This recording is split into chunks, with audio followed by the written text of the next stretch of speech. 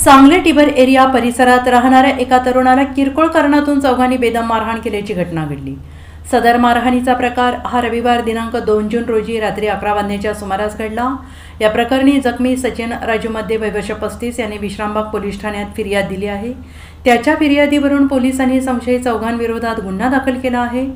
संशयित शाहिद मुजावर, अनूप ठोकळे, अनिकेत कांबळे आणि चेतन कांबळे सगळे राहणारे टिबर एरिया सांगली अशी गुन्हा दाखल झालेल्यांची नावे आहेत। याबाबत अधिक माहिती अशी की जखमी सचिन मध्ये हा आपल्या कुटुंबियांसह शहरातील टिबर एरिया परिसरात राहतो।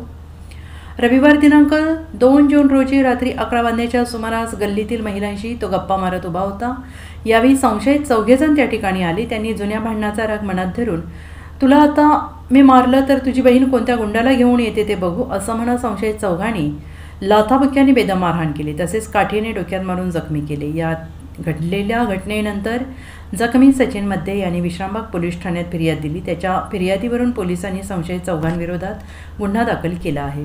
Bureau report SBN Marathi, Sangli.